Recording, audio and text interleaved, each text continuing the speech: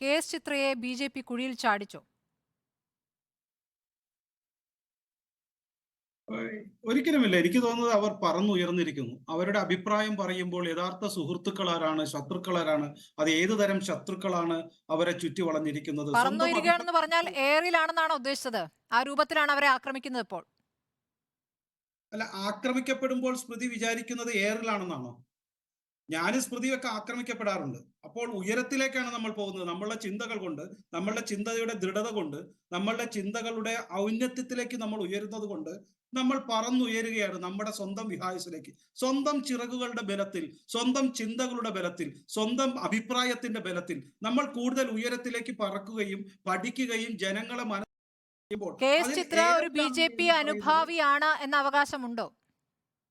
അല്ല, അത് എയറിലാണെന്ന് പറയുന്നതാണ് സത്യത്തിൽ ഈ ഈ ഒരു ഒരു എന്താ പറയാ സാംസ്കാരിക ച്യുതിയുടെ മറ്റൊരു ലക്ഷണം. ശ്രീ ശിവശങ്കർ, ഞാൻ അങ്ങനെ ചോദിക്കാൻ കാരണം KS ചിത്ര ഇപ്പോൾ മാനസികമായി ബുദ്ധിമുട്ടുന്നുണ്ട്. അതൊരു യാഥാർത്ഥ്യമാണ്. അവരോട് ഒരു വീഡിയോ ചെയ്തു തരുമോ എന്ന് ഒരു കൂട്ടർ ആവശ്യപ്പെടുന്നു. അവരെ പരിചയമുള്ളവരാണ്, അപ്പോൾ ചെയ്തു കൊടുക്കുന്നു. അവർ ഒരു രാമഭക്തയാണ്, അതുകൊണ്ട് സ്വാഭാവികമായി അത് ചെയ്തു. അതല്ലാതെ അതിൻ്റെ രാഷ്ട്രീയ വശങ്ങളോ അവിടെ പള്ളി പൊളിച്ചാണ് ക്ഷേത്രം പണിതത് എന്നതുപോലും KS ചിത്രയ്ക്ക് അറിയില്ല എന്നാണ് അവരോട് അടുപ്പമുള്ളവർ പറയുന്നത്. അങ്ങനെയെങ്കിൽ അവരെ ഉപയോഗിച്ച് കുറെ പേരെ സ്വാധീനിച്ച് കളയാം, ചിത്ര പറയുകയല്ലേ അതായിരിക്കും ശരി എന്ന രൂപത്തിൽ കുറച്ചുപേരെ തനിക്കാക്കി കളയാം എന്ന BJP ചിന്ത ഇവിടെ പ്രവർത്തിക്കുന്നു. അങ്ങനെ കരുവാക്കുന്നു KS ചിത്രയെ BJP എന്ന് പറഞ്ഞാൽ തികച്ചും തെറ്റാണ്. കാരണം സ്മൃതിയുടെ വാചകങ്ങൾ പോലും തെറ്റുണ്ട്.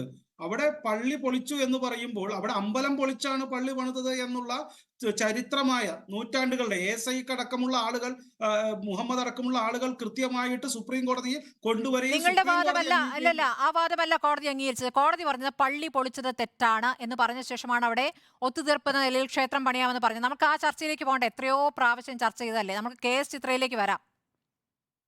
അല്ല, ചർച്ച ചെയ്യേണ്ടെന്ന് പറഞ്ഞാൽ പിന്നെ തെറ്റായ കാര്യം പള്ളി പൊളിച്ചു എന്ന് പറയുമ്പോൾ അവിടെ അമ്പലവും ഉണ്ടായിരുന്നു, അത് പൊളിച്ചു, അതിന്റെ എത്ര രേഖകൾ വേണം, അത് സുപ്രീം കോടതിയിൽ കൊടുത്തിട്ട് അത് സുപ്രീം കോടതി അംഗീകരിച്ചുകൊണ്ടാണല്ലോ 11ാം നൂറ്റാണ്ടിന്റെ ചരിത്രം. പള്ളി പൊളിച്ചത് തെറ്റെന്നാണ് കോടതി പറഞ്ഞത്. കോടതി ആ രേഖകളൊന്നും അല്ല അംഗീകരിച്ചത്. ഇല്ല.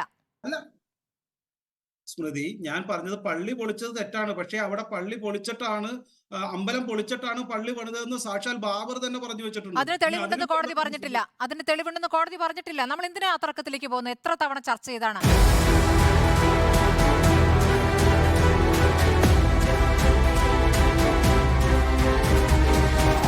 ഡിബേറ്റ് വിത്ത് സ്മൃതി പരുത്തിക്കാട്.